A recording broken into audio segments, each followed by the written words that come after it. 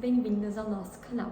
Aqui no Manual da Grávida Moderna, sempre estaremos falando sobre tudo que envolve o parto, a gestação e o puerpério. Claro, sempre focadas na humanização, nas boas práticas obstétricas e nas evidências científicas.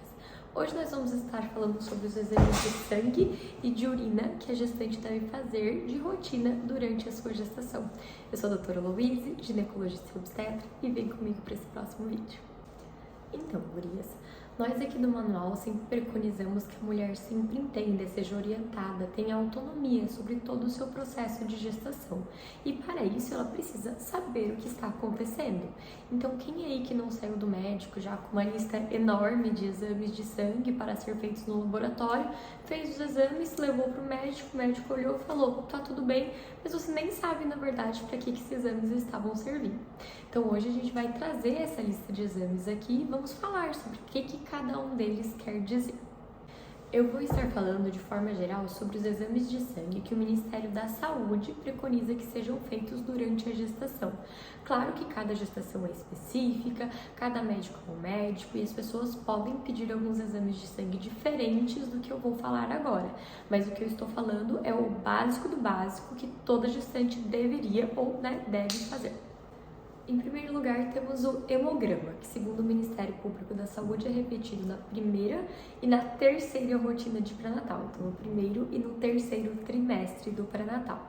O hemograma vai servir para detectar anemias e os seus subtipos de anemias, alguma infecção subclínica ou alguma imunossupressão que a paciente pode ter e algum distúrbio nas plaquetas, que isso pode gerar um risco mais aumentado de trombose ou um risco mais aumentado de sangramentos.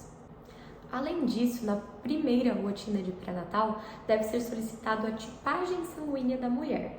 E sabendo a tipagem sanguínea da mulher, sendo ela fator RH positivo ou negativo, essa mulher também deve ser submetida a um exame de Cumbis indireto em todos os trimestres da gestação, caso a mesma tiver um tipo sanguíneo RH negativo. Então, O negativo, A positivo, AB negativo ou B negativo.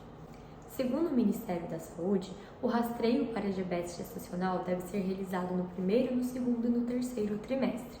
No primeiro trimestre, com a glicemia de jejum, que se o valor for maior ou igual a 92, já é critério diagnóstico para diabetes gestacional, e no segundo trimestre, com o teste de tolerância oral à glicose, que é aquele que a mulher toma aquele líquido bem doce e faz exames de sangue 1 hora e 2 horas após a ingesta deste líquido, que também serve para rastrear a diabetes gestacional.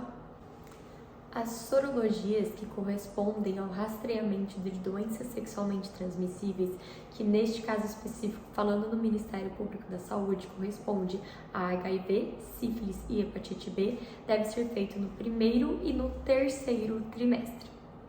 O rastreio para toxoplasmose também deve ser realizado no primeiro e no terceiro trimestre, com exames de sangue que vão detectar anticorpos, que vão te falar se você é imune, susceptível ou se você tem a toxoplasmose. Lógico que se você for imune desde o primeiro trimestre, você não precisa repetir novamente os exames. E por último, a gestante deve fazer exames de urina em todos os trimestres da gestação, visto que ela pode ter infecções urinárias assintomáticas que aumentam o risco de trabalho de parto prematuro e de ruptura espontânea da bolsa amniótica. E de ultrassom, o único que o Ministério Público da Saúde refere ser o obrigatório durante a gestação é o ultrassom transvaginal inicial para datar a gestação e descobrir o número de embriões que existem. Após isso, numa gestação de baixo risco, o qual a barriga da mulher, a altura uterina vem crescendo de forma proporcional à idade gestacional, segundo o Ministério Público da Saúde, não seria necessário fazer mais nenhum tipo de exame de ultrassom. Agora, se formos analisar, por exemplo, as recomendações da FEBRASO, que é a Federação Brasileira da Associação dos Ginecologistas e Obstetras, então é uma associação de ginecologistas e obstetras do Brasil, as recomendações deles são um pouco diferentes. Eu não vou falar tudo de novo, mas vou pontuar as principais diferenças entre as coisas do Ministério da Saúde e as recomendações da FEBRASO. O hemograma, que o Ministério Público da Saúde refere ser necessário só fazer no primeiro e no terceiro trimestre da gestação, a FEBRASO já recomenda a realização desse exame nas 3 rotinas, então no primeiro, segundo e terceiro trimestre. O rastreio para toxoplasmose, a Afebrasgo também refere ser necessário realizar nos 3 trimestres, além de só no primeiro e no terceiro, e além das sorologias de sífilis, HIV e hepatite B, a Afebrasgo também recomenda rastrear hepatite C no primeiro trimestre. Além desses, a Afebrasgo também recomenda que no primeiro trimestre seja solicitada sorologias para rubéola e para o citomegalovírus. A Afebrasgo também recomenda a solicitação de TSH de forma universal para todas as pacientes, coisa que o Ministério Público também recomenda não realizar. Outra coisa que a Afebrasgo recomenda ser feita e que o Ministério da Saúde não recomenda fazer é a cultura e a coleta, a pesquisa pelo estreptococo do grupo B, que faz-se lá no terceiro trimestre da gestação. Diferentemente do Ministério Público da Saúde, a Afebrasgo não recomenda realizar a dosagem de glicemia de jejum no terceiro trimestre, o rastreio para diabetes gestacional para no segundo trimestre. Referente aos exames de ultrassom, as recomendações também são bastante diferentes. A Afebrasgo não recomenda fazer o ultrassom transvaginal inicial, aquele obstétrico normal, e já recomenda fazer o morfológico do primeiro trimestre.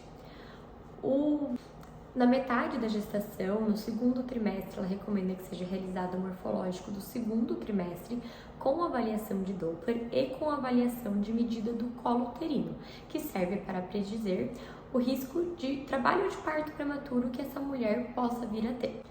E no terceiro trimestre, a Afebrasgo recomenda a realização de cardiotocografia basal, ecocardiograma fetal e ultrassom obstétrico com Doppler de basal para todas as gestantes, independente de fatores de risco.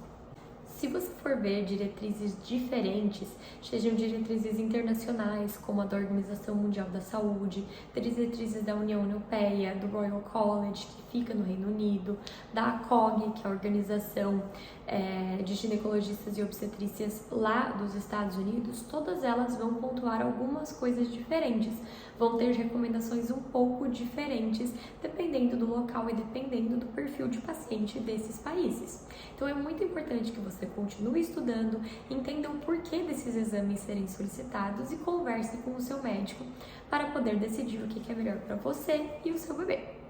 Então lembre-se de cuidar de si mesmas e do seu bebê e também curtir cada momento dessa fase tão especial. Hoje discutimos então os exames de um bom pré-natal e se você ficou com alguma dúvida, teu médico pediu alguma coisa diferente ou deixou de pedir alguma coisa, escreve aqui pra gente nos comentários pra gente poder te ajudar a ficar cada vez mais preparada para a chegada do seu bebê. Não se esqueça de se inscrever para ser você também uma grávida moderna e nos vemos no nosso próximo vídeo. Tchau, tchau!